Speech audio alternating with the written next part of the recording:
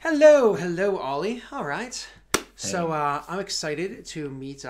It's pronounced Icelus, right? Icelus. Icelus. I'm so sorry. I went with a Yeah. soft C. Yeah, So, yeah. I know, right? I wasn't convinced until I found out it was Icelus, just to confuse everyone. oh, all right. There you go. Well, Icelus. I think Icelus sounds even better. So we're doing your It does. right. Yeah, yeah, yeah. So we're doing your solo session with Hmm. Icelus right now. Something to kind of get to know the character a little bit, get into the mindset of him, etc., etc. So a little bit of background about Icelus, the virtual intelligence, and where he is. So as we discussed before, as I've discussed before with the other PCs, you're starting on a world called Tyerma. However, unlike some of the PCs, you weren't from here originally. You were actually brought here a couple of years ago. You were brought here. There was the person that helps to put you together and get you online and functioning, brought you to this planet and eventually kind of left you here. I mean, why they left you here is a little strange, a little vague, but they chose that it was necessary to do so, and you're a virtual intelligence, so it's kind of one of those, it's in your programming to do what people tell you to, right?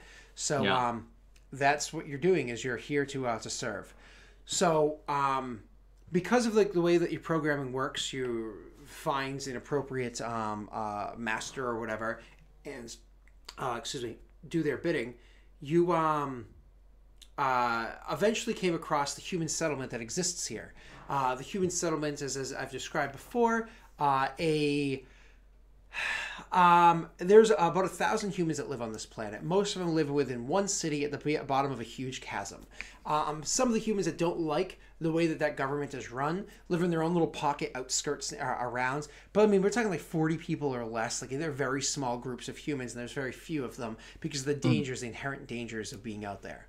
But even despite that, when summertime comes, because of how incredibly hot it is on this planet in the summertime, it's not livable for them to even stay out on their own, and so they eventually have to make their way back to, where the rest of the city is, just to survive those months, and then they can go back to their life as normal. So you found one such of these groups, somebody that you kind of you felt as though you could serve well. When I say you felt as though, I mean like they discovered you and said you're serving us, and you're like, Beep yep, boop. yeah, exactly. I exist to serve, exactly. Um, I am sworn to carry your burdens. the person who had discovered you, his name is Sigor. Sigor is the leader of a group. It's actually about 40 men and women that live on the outskirts. There's a couple of kids, but they're like little kids. Yeah, You know what yeah. I mean? So you've been serving Do they them. have a name or because they're not really rebels. Nope, no name, no group, They're no. just they're just different and separate, and that's okay. Exactly. It's just one of those. They're because they're not, like you said, they're not rebels. They're not like a They're just gang. separate. Yeah, they're just like, we don't want to follow your socialistic rules. We don't want to, like, Yeah. what we find we share. Like, fuck Do they that. have a village name or something? Nope. It's you know what I I mean. guess you don't need it. No, because it's such a small little, and Yeah. it's not even that far from the main city. It's actually, if you were to walk like as the bird flies, it's only about 2 to 3 miles. So actually, you would calculate it well, 2.5 miles from the city. But of course, because you're down in a chasm, kind of up a little bit and somewhere into the forest of the area that's around here, and Yeah. the forest being these huge vine-like branches with these huge thorns coming off of them.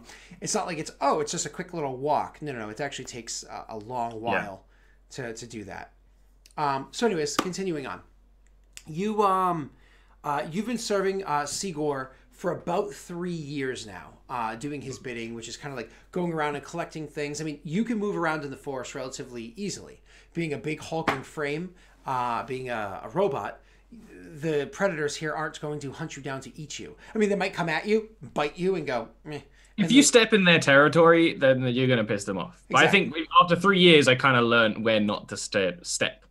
Exactly. Um, uh, and you don't have to worry about the heat. You don't have to worry about finding water and whatnot. As long as you keep your battery charged, you get to go. So, Hmm. so he's been using you to try to find other bits of value around things like whether they could find water holes to either extract water from or kind of set up a small base to keep there. Old Prothean technology that is kind of like left around that nobody found yet that they can kind of salvage for themselves and use to either Yeah. just have the metal because they don't have a means of producing metal, or to potentially even work the tech, like get something up and running, right? Whatever. But this past summer that came by was difficult. Sigor and many of the people there amongst his group did not want to go to the city. They did not want to tail and move in and do the bidding. They were like, no, we're staying on the outskirts. We're staying on the outskirts. There were a lot of people that argued with them, being like, we have children with us. The children will die. It's not an option. There are others that aren't as adept at handling these kind of situations. It's a terrible idea. So actually the group fractured to an extent. Some of them stayed on the outskirts. Some of them went into the city itself. Unfortunately, 2 were lost because of this.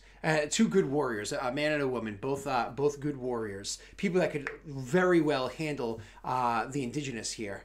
They were lost because of this. Caught out in a like a heat wave that came by, and just there's nothing you can do. It flays your skin, it dehydrates you so quickly, you're screwed, right? So coming out of the summer and retaking their old turf, he's been very pissed. He's like, I'm done. Like, I'm not going to survive another summer in there.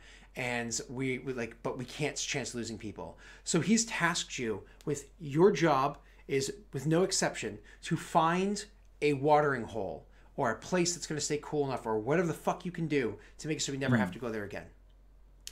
You've spent the past month and a half or so searching like you've never searched before, pushing your battery limit, so on and so forth, just serving your master. And you actually think that you found a spot that might work. Before we get to that spot, your own setup is a little different. We talked about Sigor. He's outside of the city. They have their own little homes or whatever set up, somewhat into like old cave networks that are down inside this this chasm area inside the But you don't live in their city. Actually, because of the fact that you have to recharge your battery and they don't have the tech to be able to do so, you actually have to live at another area, another cave that had a bit of tech inside of it that is the means of recharging your battery for you to keep you alive. Now, technically speaking, they could go over there and grab that tech and bring it over here, and hopefully they disassemble and I reassemble think it they correctly. don't know where it is. Technically, they could do that, and then you could stay with them. Yay. However, part of your protocols is to, without necessarily harming other humans, is to stay alive, right? Is to continue functioning. And your assessment of their understanding of this technology is that they would probably screw it up. But even beyond that, there's the concern that they might, when disastrous situations come to pass, they're going to prioritize the significance of everything around them. And if your prioritize is a lower significance than something else, they might take this tech and use it. So you've actually kept where it is that your home is kind of a secret from them. Yeah. So how is it that you've kind of convinced them that they don't need to know where it is that you go off to recharge every few days? Because I'm not alone there. And I have my collector that I protect the place for, and they are aware that I am a worthy warrior, in however way you'd want to word it. That, yeah, sure, I can work for you and do these things for you. It's more like a mutually beneficial. It's like either I do one or I do the other. You know. So when you came here with the person that brought you here and dropped you off here, initially when you first made contact with Sigor, that person still stayed around for a little while, for a few years. And so it was known that you were up there with somebody that kept you in good repair when you got injured, somebody that you took care of. Exactly. I wasn't alone. That person has since left, but Sigor doesn't know that. So that's basically what I go off then. That, like, I'm not alone there. It's like a defended extra place somewhere else. Sigor has actually asked you at one point in time, like how, like just, you know, these little sideways questions. Oh, how big is that place? You know what I mean? Oh, what kind of resources do you have around? Fortunately, Icelus is not an idiot and realizes, once again, I have protocols and this person is my primary, these people are my secondary, and so is able to kind of like navigate around those answers without actually lying at all. There's almost no resources over there. It's not really survivable for a human to be there for a handful of humans, let alone 40 of them, and so on and so forth. Not to mention through some woods that are extremely disastrous to try to navigate through. So You just couldn't do it with your fleshy meat bodies. more or less what it comes down to. So here we are with you. Are more or less you had to. He's came at you sideways. Like there's no excuse. We need to find this place. We need to.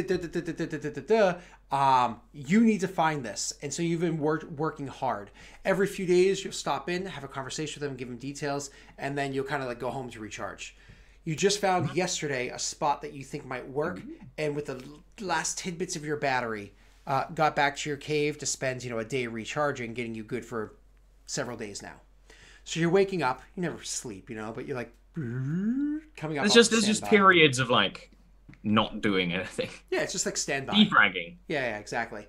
So all of a sudden you kind of like come online and taking your senses around you or whatever, and you see the cave that you're in. Now, can you do me a favor? It's small, but describe this cave for me. All right. So, do you want me to describe Icelus first? Please go right ahead. My apologies. There's an image down there, but obviously you go right ahead. Icelus is a robot.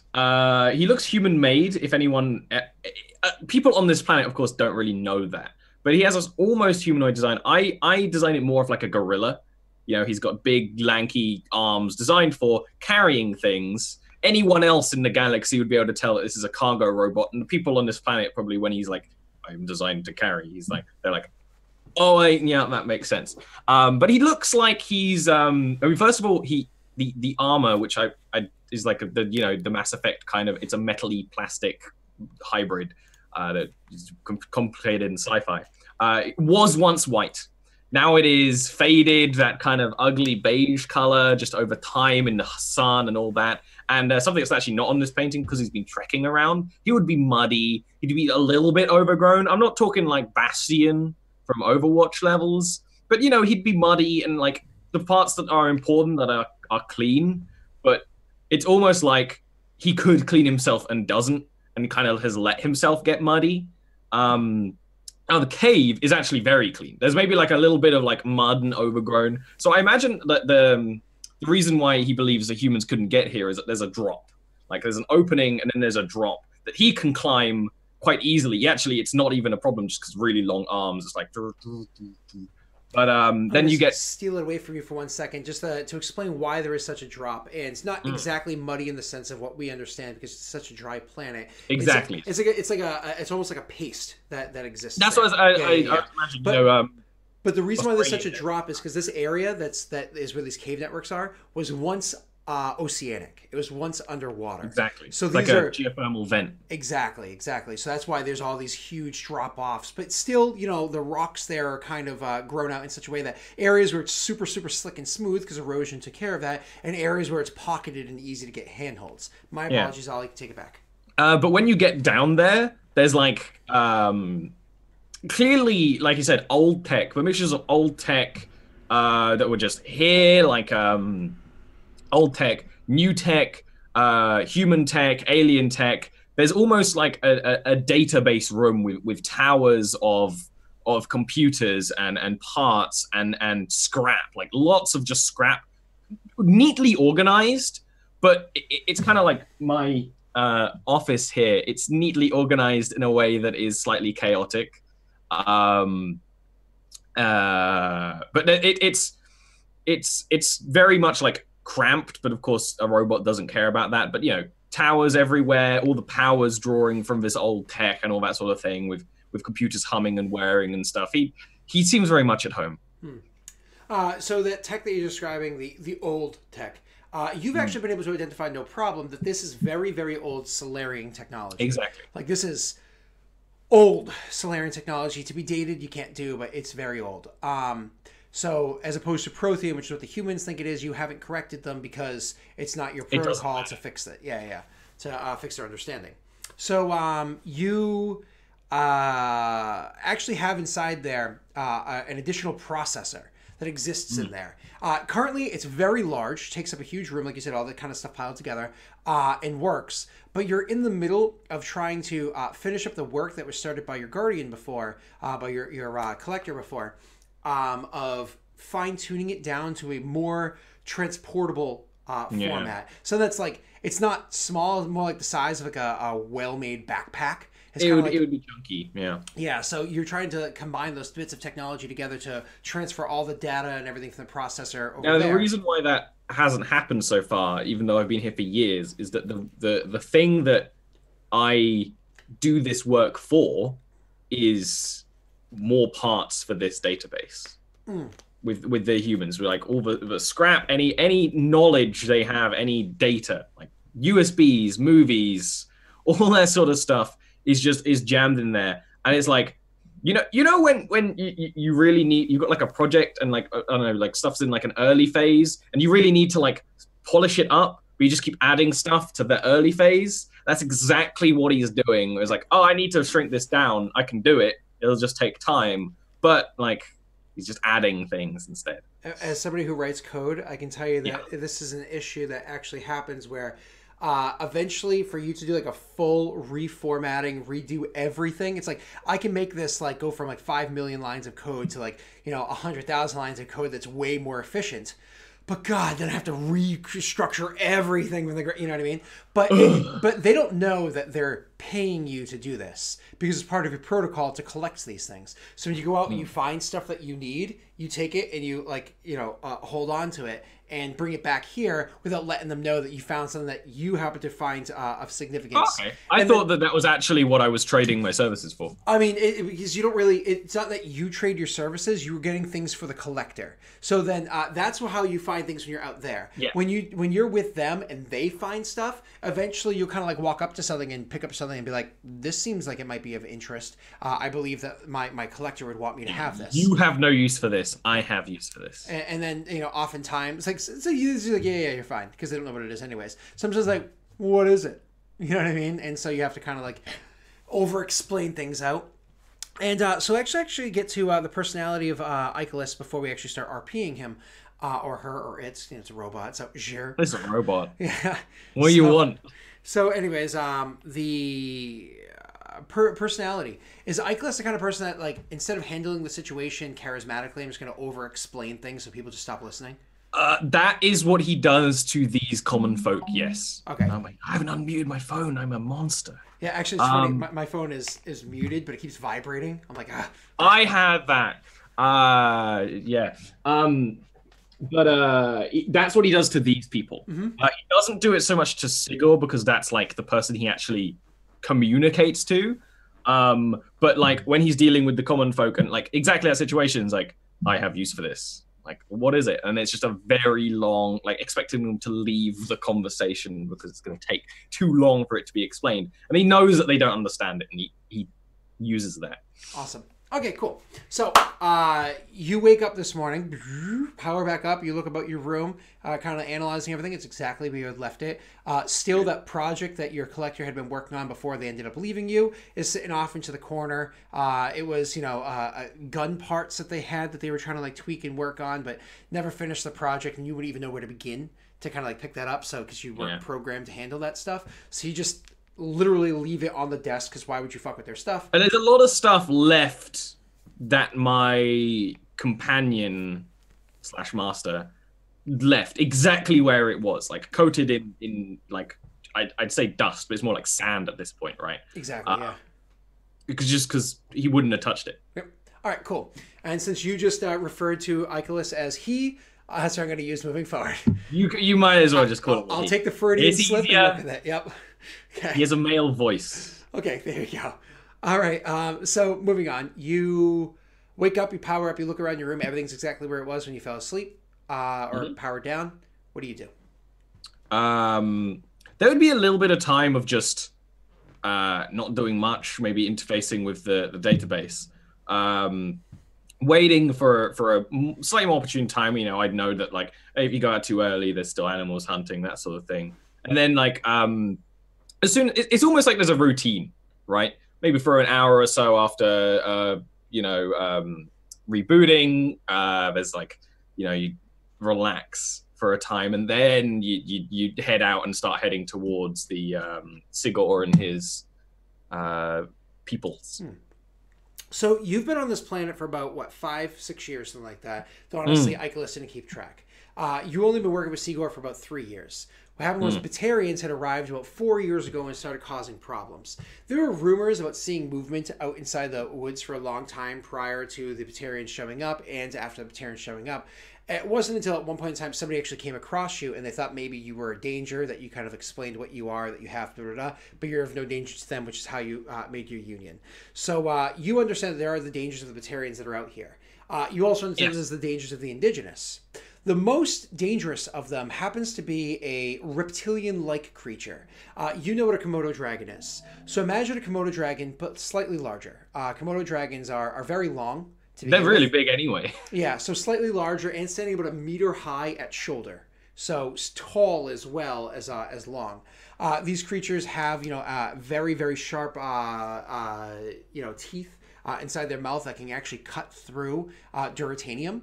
They have extremely powerful jaws that can crush very well structured things. They're very dangerous, but probably the most dangerous things about them are their head. While they're covered in scales for most of their body, from the very tip of their nose up their head and along their neck and just right between their front shoulder blades, they have a carapace that had developed there over their millions of years of evolution. This carapace is so hard that it could actually deflect mass effect bullets.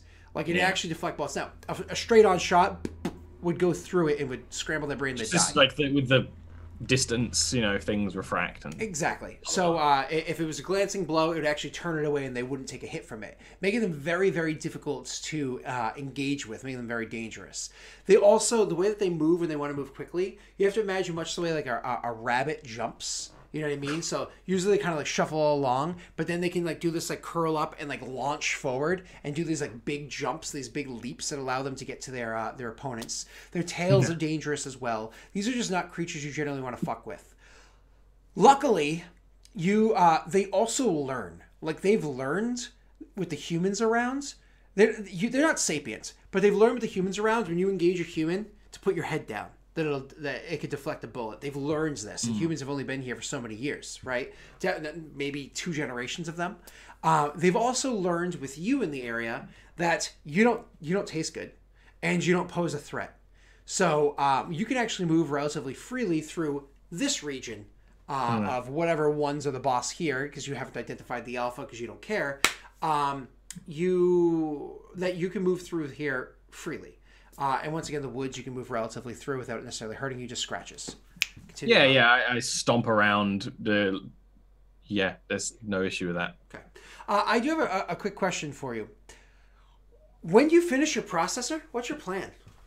Because that's your plan right now is, well, my collector's gone. I'm waiting for them to come back. And in the meanwhile, I got to finish my processor. What am I going to do while I'm waiting for it to come back? When it's done. Well, start the next project. Okay, there you go. So figure out when you get there. Cool. Yeah. No, of course. Icelus doesn't have a plan. He's working for humans. Yeah, exactly. So it's one of those.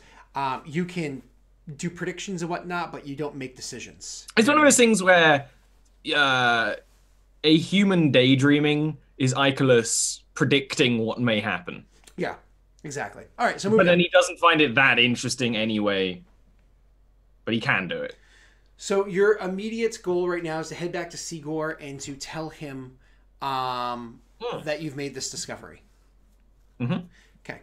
So you're going to travel back down the hills and everything to get over to where his camp is. The trek takes you about 2 hours, nothing crazy. But, you get there. It's very routine. I mean, I've been doing this for 3 years. There's probably a track by now, actually. Yep. Now that you think about it. Because especially how big your bulky form is and whatnot.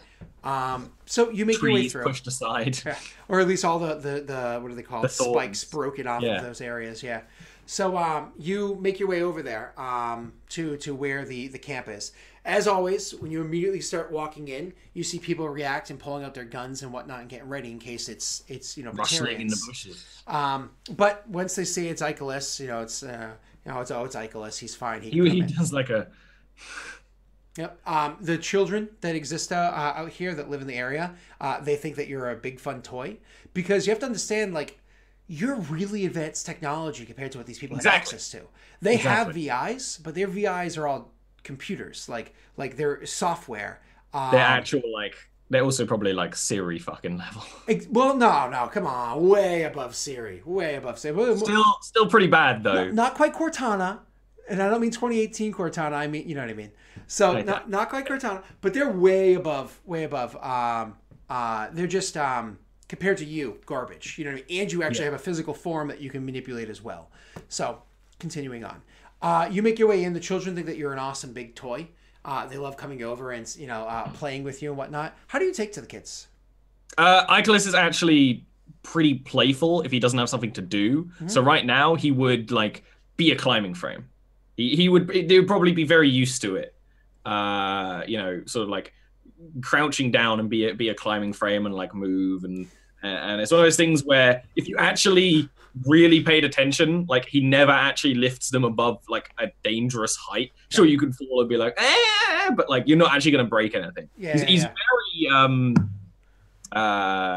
careful with them, despite being a big hunking robot. There you go. It's probably part of that protocol to make sure that you don't hurt those that exactly. So.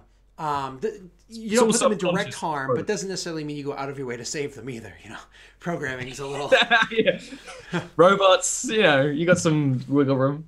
So you spend a couple of minutes. It makes the kids happy, and they eventually kind of like you get up and start moving, and their parents yell them away. Yeah, and you continue forward, making your way over to Sigor's. So Sigor has, even though he's the leader of this group here, and he is a leader of this group. It's not like it's all wishy-washy or anything like that. There's no question. It's just decisions are made going through Sigor. So any big decision is done by him, and little ones are usually like, we should check with Sigor first. You know what I mean? And it's funny because his response to that is often like, why are you even asking me this? Despite he expects you to ask him. You should ask. You should. Why are you even wasting my time with this? All right, so you make your way in to speak to Sigor. Now, Sigor himself doesn't really have an accent, despite the fact that many people around here do. He is actually not that old. He's relatively young, and so his accent kind of got blended on the vessel that he was in before the crew got forced onto this planet and forced to make their survival here. So he's not a second generation Russian colonist. Yeah. Colonist. Yeah. So he was young because everybody that's on this planet, aside from the very young children, everybody on this planet wasn't born. I thought you said there was like 2 generations of people. There are, you know what I mean? But it's kind of like they were kids when they the got second dropped generation here. is young. Yeah, exactly. They were kids when they got dropped here versus moving on. So he arrives. So you go up to his his place. He actually he has a log cabin, right? As opposed to everybody else who like lives inside caves. Because I'm basing. Look, all right. There's 2 things that this setting reminds me of. I'm just gonna say it here because why not? It's the one shot. CW show the 100. I haven't seen it. I haven't. I know what it is though. It's very teenage, but it's based off the idea of like, the Earth was shit and blown up and everyone's dead, but now colonists are stuck there. And in like the later seasons, it ends up in this basically this setting exactly. That's funny. And then you should actually watch like season 2 onward for ideas.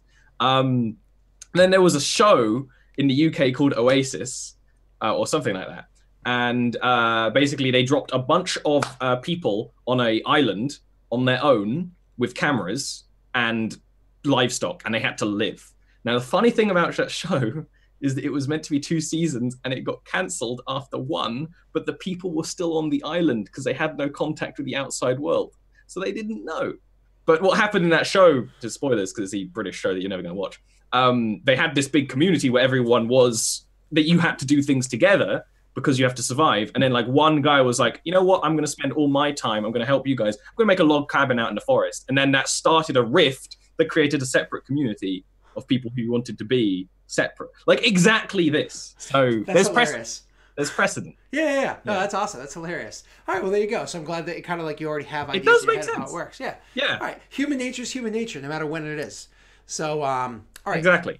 So you make your way all the way to Sigor's cabin. Now, again, when we say it's not like it's a log cabin, it is constructed of wood, but the wood here is all those like vines. You know what I mean? It's these wiry kind of vines. Even the roots of the trees. I imagine you themselves, end up like almost weaving it together. exactly, much like you would imagine a swamp home would be, but it's dry here. You know what I mean? So, and there's not any natural water that really exists in the vines. So these things are actually wiry and tough. It's pretty enduring.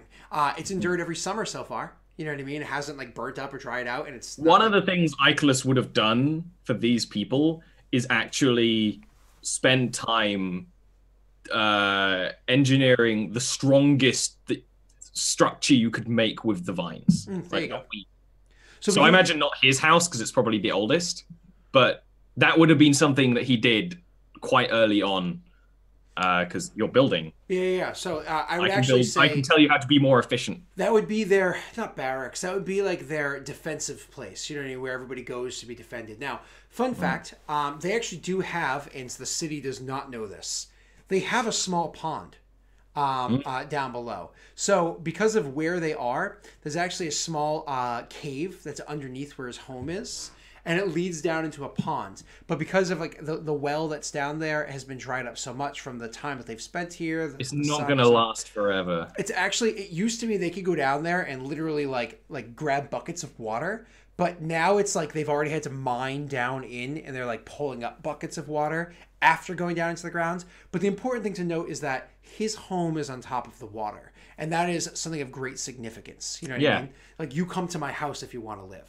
So that makes sense. You go to his home, and there are always several people outside the house that have weapons on them that are at the ready. But it's like the guy that's sitting in a chair by the house that you're at. And mind you, it's like fall right now. It's like 2 months after summertime, so it's already significantly cooler, but it's hot as balls. So this guy's got like it's a cool fan. for this planet. Yeah. So he's uncomfortably warm sitting there. It's kind of like slouching, happy that it's just you. Like, looks over, blinding sunlight off of him. Okay, come on. And then you can kind of go in. He's not that shiny anymore, but he's still shinier than anything else here, to be fair. So you go into the door. The door itself is again, technology here doesn't really work. However, the door, the frame, and the door itself are comprised of Duratanium out of old hunks of metal that they had found. But the way it works is you grab a huge, relatively circular hunk, and you're like... It could be an auto door, but they don't have the tech level yet. Exactly. Yeah. So you make your way in, and you kind of go around, and you shut the door behind you, because obviously don't let the cool... Which is funny, because for everyone else, like... I was just like... Yeah. So... it just does it. You go into the home, and inside there, because again, nobody questions, you see he's sitting around the table, having a conversation with 4 other people. All of them, other 4 other people, 3 of them are men, 1 of them is a woman, that's actually his wife.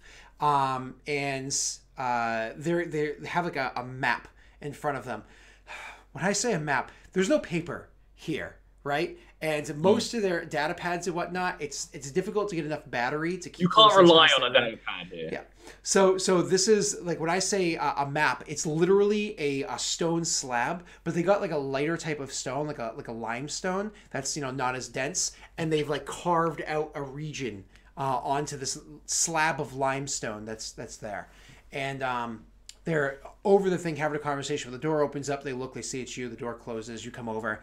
Like, nobody really says hi to you. You're a goddamn robot, I'm a robot. So I just walk over to like a spot where there may or may not be footprints just of him weighing down the ground, standing there over 3 years, many times. Yeah. And like dips his head, because his head isn't humanoid. It's like a series of cameras and stuff. He just dips it and just sort of waits. So they continue their conversation that they had. They continue the conversation that they were having about like where it is that they need to search next, so on and so forth. One of them points in one region. They talk about how they heard they saw a small blast go off over the area, and when they went to kind of go investigate it, there was a bit of gunfire that happened over there too. So they're thinking, so it's one of those things where one of them is kind of exclaiming they believe the Batarians are getting a little bit more ballsy, pushing a little bit more. The reason why it's a concern for them is because even though technically this is further away from where their home is, from where the Batarians had been working, they're kind of like pushing away from them. If they continue going that direction, they're actually going to find like a small clearing or chasmed area where they'll have like a straight and easy path more or less directly into their home. It's a route that they have currently, they use it as like an emergency escape route if they need to get away from the city, get away from everything over here. If they continue pushing around, it's going to be a concern. So they're like talking about that, and maybe we have to set up a tower up there. Maybe we have to set up some sort of defenses up there. Or who are we going to be able to station there? You know, kind of like all these logistics. This goes on for a few hours. Them having these conversations. You know, food gets served. They eat. They go about it. You know, people kind of walk out, take a piss, come back in. There's arguments. There's laughter, so on and so forth. Eventually, when all that kind of stuff is said and done, you know, kind of like people go off to take care of their tasks. There's only 3 of them left. It's him and it's 2 of the guys that are here now. He kind of, you know, one of the guys is packing up his stuff to leave. He looks up to you and he's like, you know, Icelus, what is news that you bring? Icelus has found source of resource water. Is this a lot of water, or? I imagine I wouldn't tell them unless it's enough, you know? Yeah.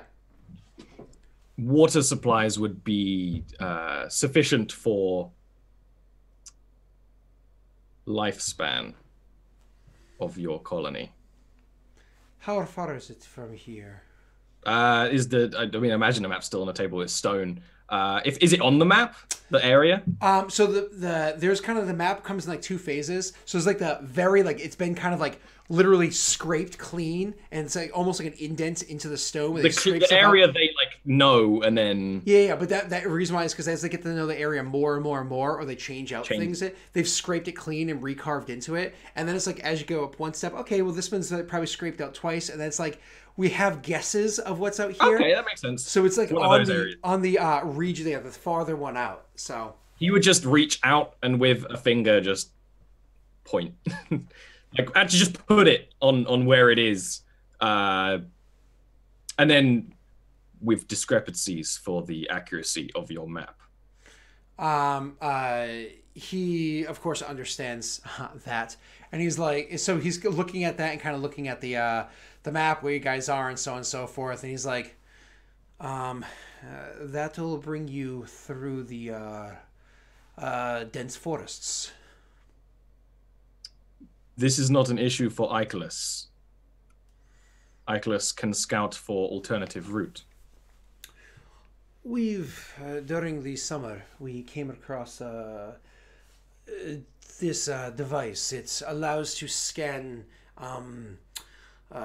bodies of water, see how clean it is, and it will tell us if this is good water. Yes, that, as well as, you know, a couple of other things to check. If you think this is as big as you say it is, this will be the biggest finds that we've had so far. What about defensive positions nearby? He would just sort of pause. What would I know? I imagine it's more water than defensive. That's just kind of what I'm imagining. Here's a question, Ollie. Was the water that you found, was it in a cave itself, or was it in the open? But because I'm of, like, actually imagining in the open. Yeah, in the open. But so here's what I've imagined when you 24/7 shade, so it doesn't. Yeah, in like a little ravine-ish thing. Mm-hmm. So maybe it's actually like the remnants of a river that's just now not moving. Mm-hmm. That's kind of what I'm imagining at the bottom of a ravine. Yeah. So yeah, actually, I would state that it's a fully defensible position for your member, the number of your warriors. This is something I'm going to need a second and third opinions on. I'm going to need to have you check this out, but I'm going to need you to bring 2 people with you. Icelus will escort. Cannot guarantee safety with indigenous life forms. You're a robot. Don't worry about that. You just do your job and they'll do their job. We'll have to head out in the morning. We'll have to push. Your guess, because you know the path that you took to get there, at least from your home, which I've yet to see, by the way. Pauses.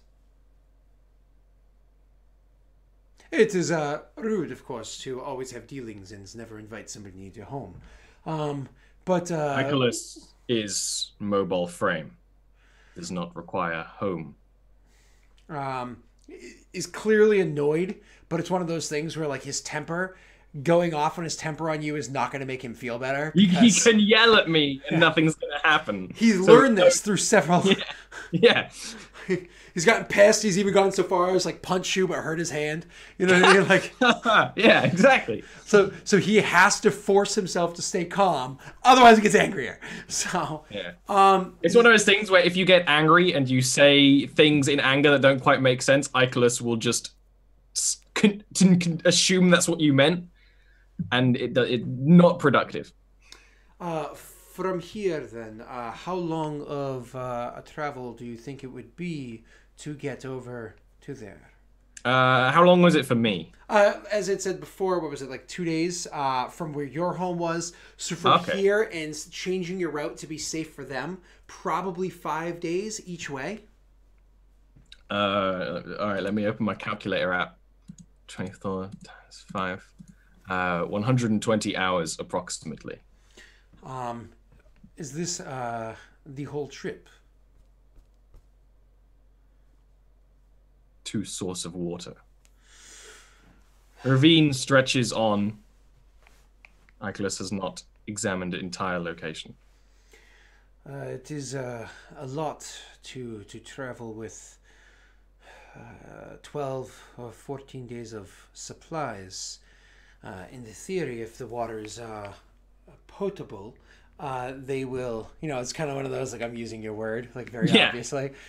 There would even be like a slight like head nod, like up nod. I imagine the head, he does move his head when he talks because it makes people feel more comfortable, but it's not realistic. It's like when you're playing a game, I do this, and you move your mouse when your character's talking. It's exactly what happens. You just make like a character like nod or whatever. Yeah. That's funny. All right, so moving on. He says, it is a lot to bring such supplies. Icelus can carry. Yes, you will be. But you're looking to bring about 14 days of water for 2 people. That is a lot of water to bring, as well as food and ammunition and devices for scanning. This is a lot of stuff to carry. Is there no path that might be a little bit quicker, or is this the only way to get there a little safer? This is safest path for human individuals. Indigenous life forms aggressive on ulterior paths. All right, then we'll have to deal with this as it is. How many liters of water can you carry on you? And then it's kind of like you guys just immediately kind of get into like logistics of what is actually your encumbrance? And how much of it are you using? 6, and if I have my weapon, I am using 5 because I have nothing else. Oh, okay. So I don't know if I have my weapon based on what you described earlier. Do you have 10 strength? I have 12 strength. 12 strength, gotcha. So I have. That makes sense. I have 6. So if I have my weapon, it's 5. I'm not sure if I have my weapon. What's your weapon? It's a big old sniper rifle. But I imagine it's folded up. Oh yeah. Well, those technically take up because of how the rules. They take up one more because. So that's why it's 5 because it's not all taken up by my essential hard points. So, I mean, yes, you do. That was one of the projects that was intentionally finished before the collector that was traveling with you. What he does, so it doesn't look like he's carrying a sniper, is it's 2... Because I know Mass Effect weapons, they fold in on themselves anyway. Mm-hmm. So it's 2 parts that click together, but he has them on his back. So even though he has antenna, it just looks like 2, at a glance, more antenna. Probably by now he knows that, Sigor knows that it's actually a weapon. But It's not, it wouldn't fool anyone. Yeah. I can't remember what game I was... Well, no, hold on, though. These humans got dropped here pre-First Contact War. Oh, you're dealing with Citadel modern-day quality weapons. So the shit that they were familiar... So the average person on this planet wouldn't necessarily know that. I imagine Sigor... That's what I was thinking. Yeah. Yeah, people in Citadel space, this would not fool them. Yeah. But here it does. Aside from Sigil, who knows, and like probably the people I'm going to be working with would know. Oh, I have a weapon. Yeah. So whether I use it or not. Yeah. So so you have the rifle with you and whatnot. So that does take up a bit of space. And but I have all 5 encumbrance not used. I don't know how much that is in actual physical weight. The encumbrance is like you're good. So again, like I said, you discussed logistics. So you are going to carry supplies for them to lighten the load?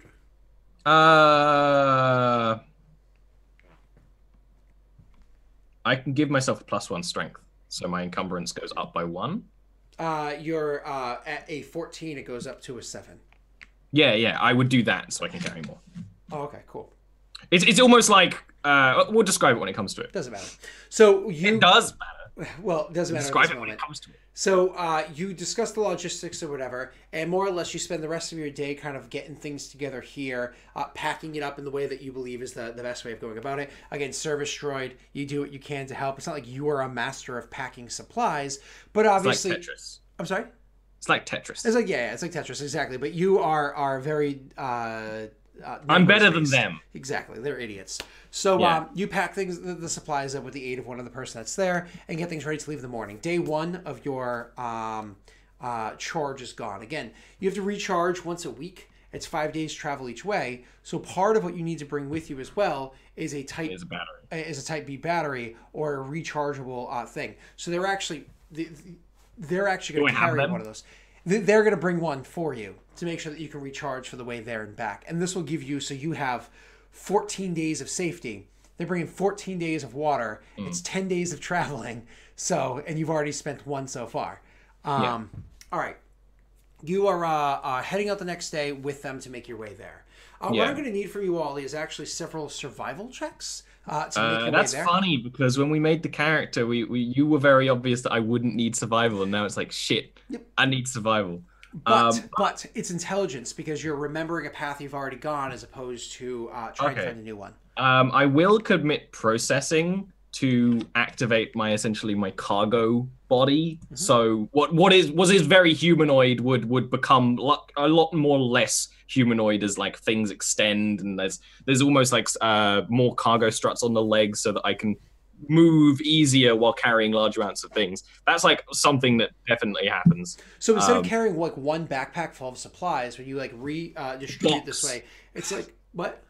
I'm carrying a big old box or crate or whatever. Exactly. So you're literally carrying a crate worth of things, and your arms are locked in place, so it doesn't. Yeah. It doesn't. They're like around the side, so that I can still see, and that wouldn't work unless I had. Actually, the best way to think about it is that he's got long forearms. Probably around here there would be like extra grabbers that. Yeah, little like. So it's basically like a forklift or whatever. Exactly, that holds it nice and secure, and then all your gears are locked in place, so it doesn't actually wear down anything because like fighting against the weight. There's just locks there. All right. Survival intelligence. How many did you want me to do? 3 of those for me, please, and thank y'all. Okay. I'm not looking at them yet, so don't react too badly or well. Did you see that I changed this so survival pops up as a wisdom thing? I changed all this around for you. Yeah, that's good. I did that. And did you see like all of the buttons have I can see all the buttons. Yeah. You like that?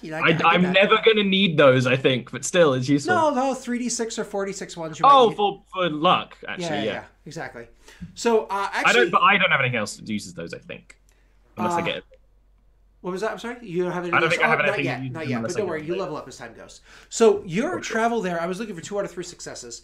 Your travel there has a little bits of issues that come across. You'll come across a path where you immediately start walking through the forest, and they're like, "Hey, tin can, what are you doing?"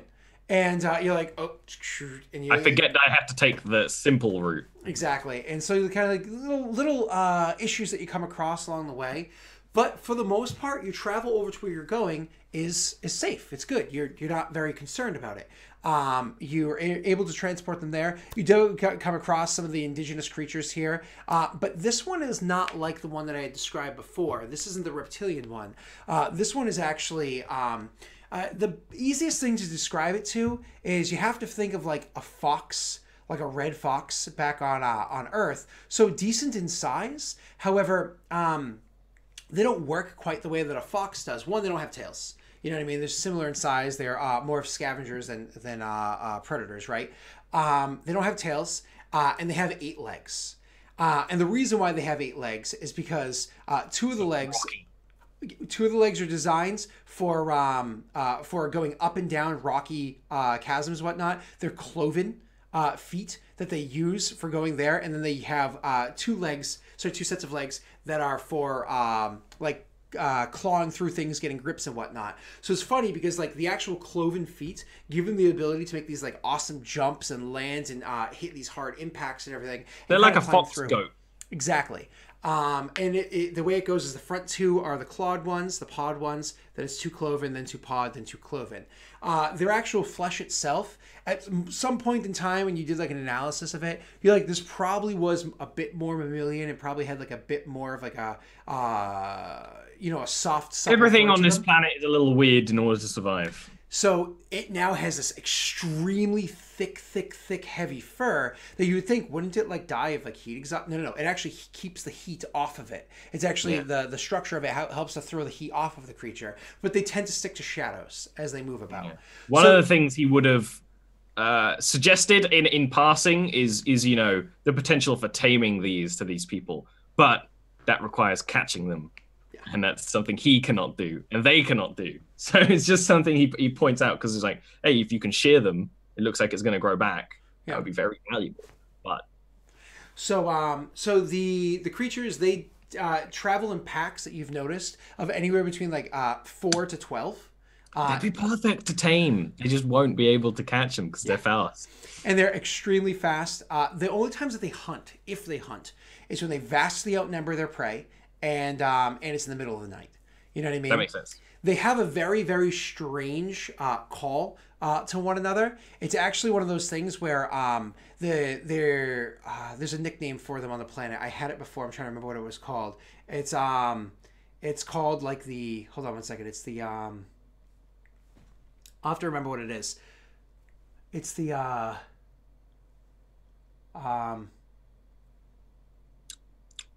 Can I use my... No, I'm sorry. I can't remember what it is. So my query data ability? Their nickname that I came up for them is because their call to one another when they're on the hunt, they have other noises they make too, are so high-pitched that grown adults, almost no grown adult can hear them because of the way that the structure of the bone works, right? So children are usually the ones that can hear them coming. And so when humans first got to this planet, kids would wake up in the middle of the night crying or would hear these things and be scared. And their parents are like, guys, it's not there's no boogeymen. They're boogeymen. Yeah, but there's not like there's boogeymen out there or anything like that. Some adults kind of keep those like almost childlike ear structures and can hear it too, which is how they eventually discovered it. I did for quite a while, actually.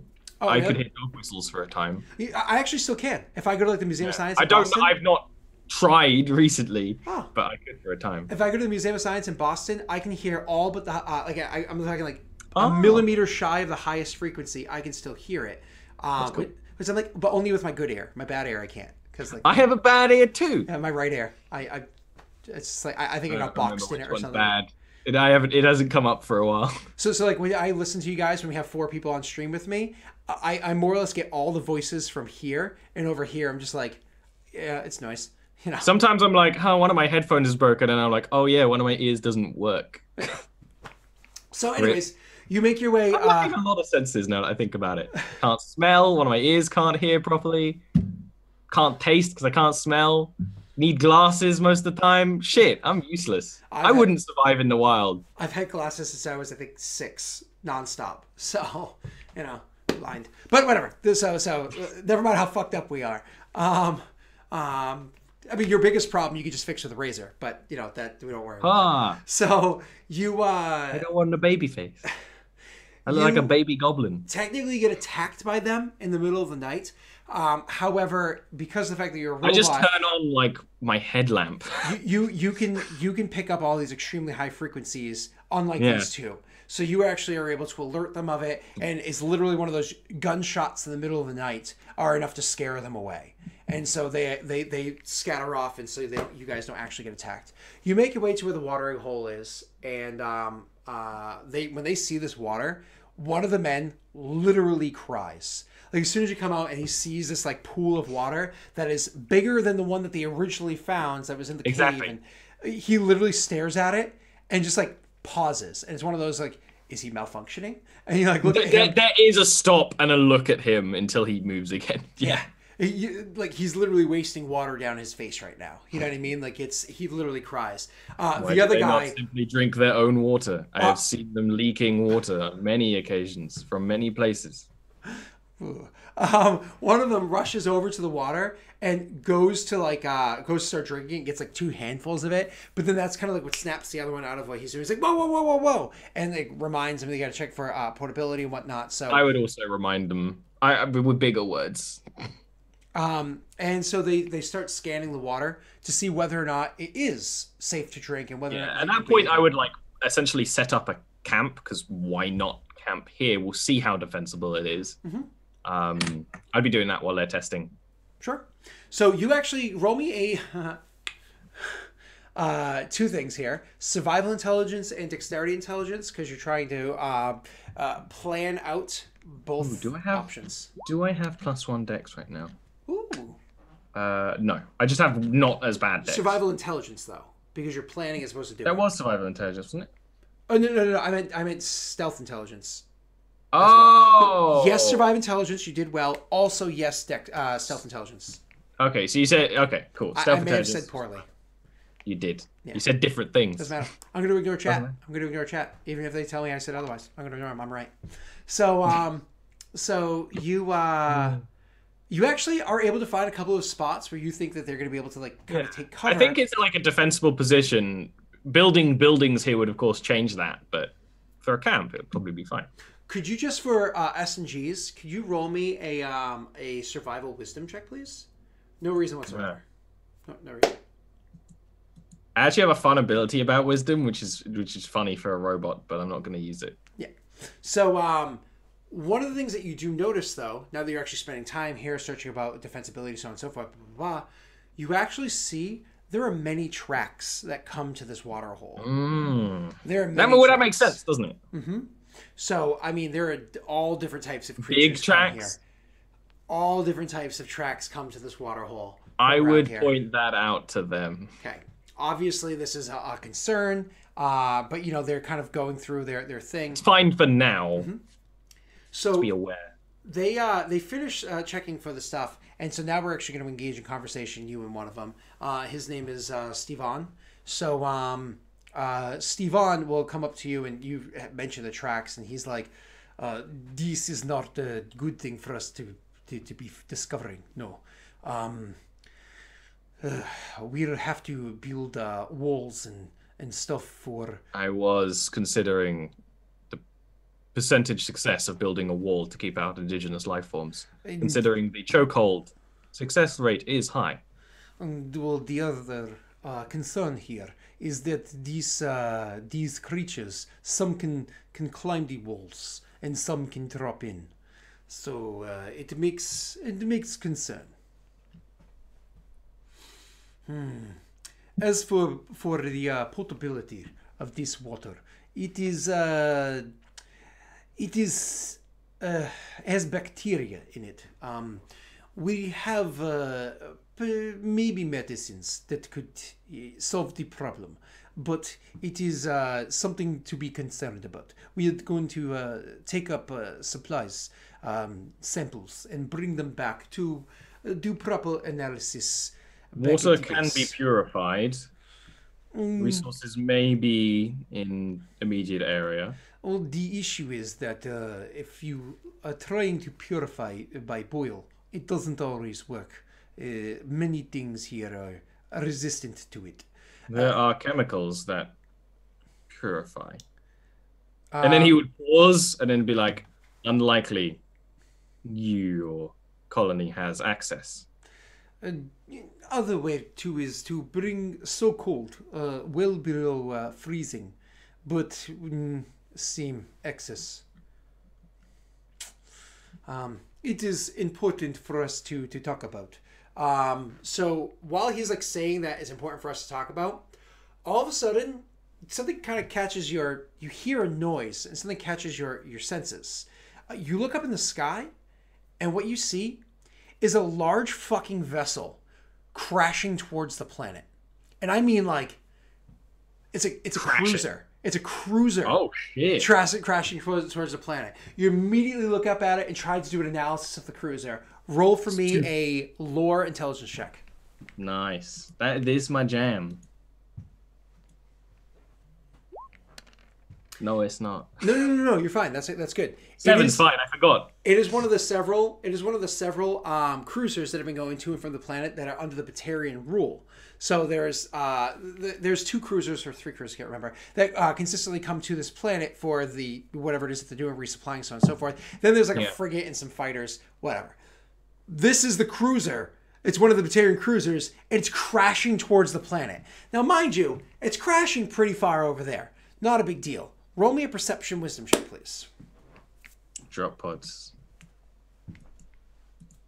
Drop pods.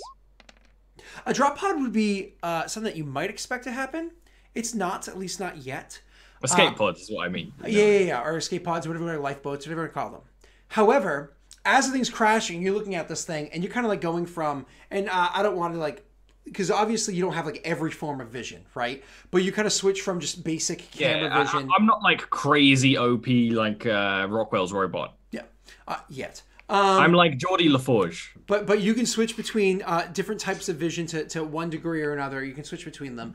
And you actually look up, and all of a sudden you see, traveling behind the cruiser, crashing towards the planet, almost like it's using the cruiser as like a heat shield, traveling in its wake, is a fucked up, it almost looks like a frigate. Roll me a lore check to see what that is.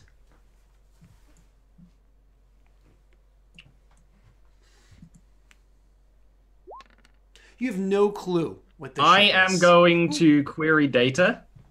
I'm going to commit processing as a main action, and I get the reply as if I had access to the database. You actually came across this information in one of your searches. It's a spaceship. I probably have it somewhere. But you actually have it from this planet. This is actually one of the models of Solarian vessels that existed at the time when this planet had Solarians living on it, however long ago that was.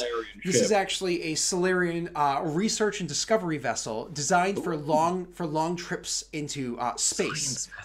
Designed for long trips into space with smaller crews, but they could last very long periods of time out in space. And this thing is all sorts of fucked up. It is missing a portion of where its heat shield should be to take up that. It has clearly been in a combat, and it is also crashing. However, it is using the cruiser traveling behind it as a means to take up like the atmospheric burning up, and B, it's not crashing way over there. It's crashing here. It's crashing like. That's kind of what I was expecting. There would be like a, and then. Oh, I'm sorry. Did I say Solarian vessel? I'm so sorry. I have to take that back a second. It is not a Solarian vessel. I totally fucked that hard. It is a human vessel. It's a human frigate. An older model of a human frigate. It's like a bigger frigate, though, that's designed to hold like 40 crew or more. So it's not the science vessel. Not the science vessel, but still crashing right here. There would be like an alarm noise from Icelus, and then be like 2 ships crashing, smaller ship crashing in immediate area. Seek cover. When your alarm goes off, the 2 of them, one of them like jumps, like jumps with his gun at the ready, like looking outwards because he's been around you when the alarm gone off before. The other one jumps to like get that, but he actually fumbles his gun and drops it onto the ground because he was like so alarmed by the alarm. But then they hear what you're saying and they like look up and they see what's going on up there, and they see it coming towards where you. It's one of those ones where it's like, no, it's not going this way. And then like, as that one goes this way. And they're like, oh no. So you start running because your trajectory is telling you, no, right here. We're in like a ravine and it's just going right in the middle. Like, come on, what are the chances? So luckily. Never tell me the odds. At first, you're kind of like moving just to get to where you think is safe. And then you see, we're not moving to a safe spot. It's kind of crashing and it's trying to like loop its way. It's like falling with style, trying to like loop its way around for a It's trying better to crash fall landing. and not crash. So what it's doing is trying to like level itself out. So as it crashes, it's kind of plowing through trees and whatnot, and using that to slow it down before it hits the ground. And it does that, and it kind of like the way it kind of moved around to do this. They have no idea that you were there.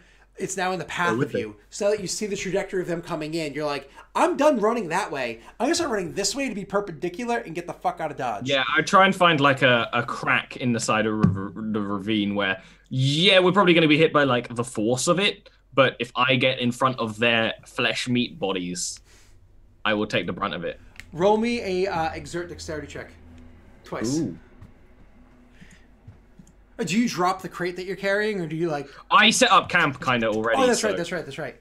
I would still be in... Of course. I'm still in that mode, I think, all day. Yep. Which is important because it gives me more HP. All right. So you guys go... So you're running. Did that increase your dexterity or no? No. It does... It changes my dexterity, but it doesn't change it for me. Yeah. If that makes sense. No, I gotcha. So you go running. If I was injured, it would matter. Yeah. So you go running to off to the side. The thing comes down, and it comes down hard. They're also trying to run to a place of safety as well. I try to run so they get in there first, and then I like hunker down in front of them. Of course. So they're trying to run as well to get to where it is. I may grab one and sort of throw them into a place of safety. So the ship, when it finally comes down, and it's very nearby, like it's so loud, it's deafening, the crash landing of the ship. When it hits the ground, it bounces. But it doesn't bounce just back up a bit. It bounces up in 3 chunks. One chunk. I've seen this happen in something before.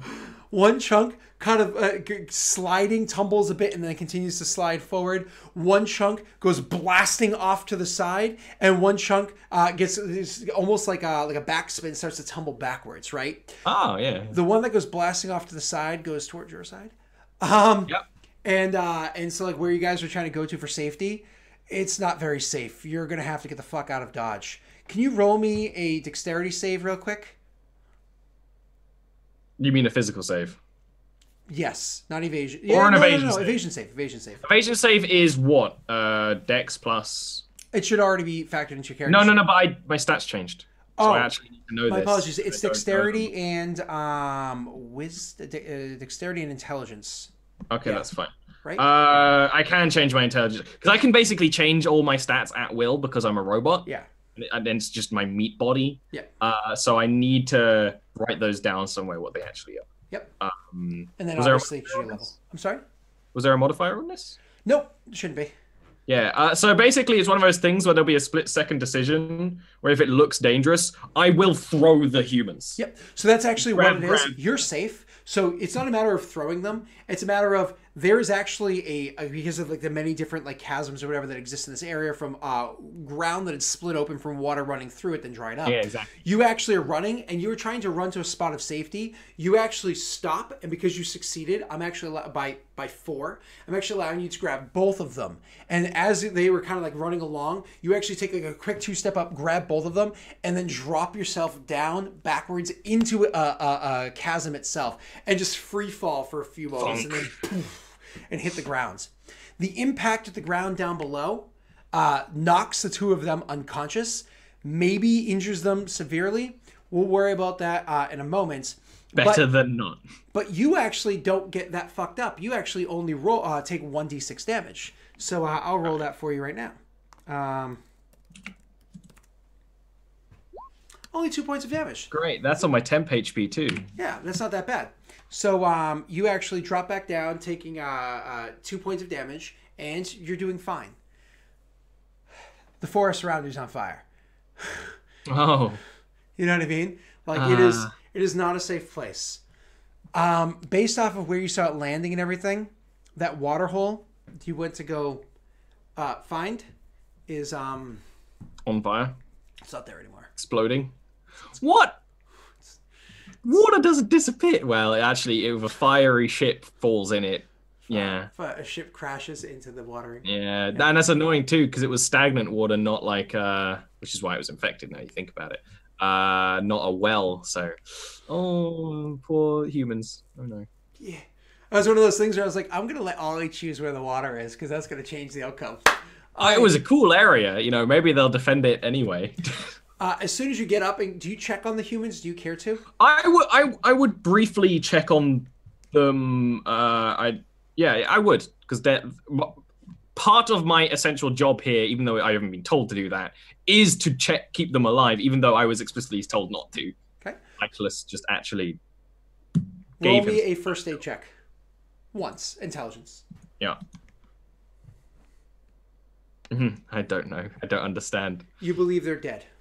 I have very little understanding of actually what happens inside a human body.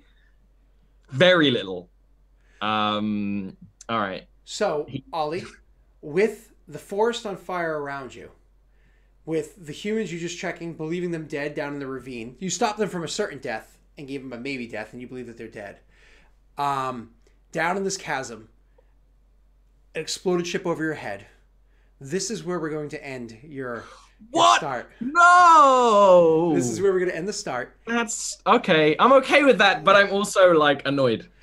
You're like, how the fuck is the campaign starting? All right. So that is my thought. I mean, I can figure it out as a DM, use some DM food, but like, hot damn. So I can figure out how one character's getting here. That's how we're ending that. So why don't we just wrap it up?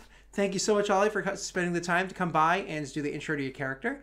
Yeah. I'm looking forward to see how the party meets and everybody interacts. I'm looking forward to see how things go. It was awesome to get to know Icelus. Looks like there's going to be some explosive introductions. And on that note, I'm a robot. Bye-bye. Beep boop.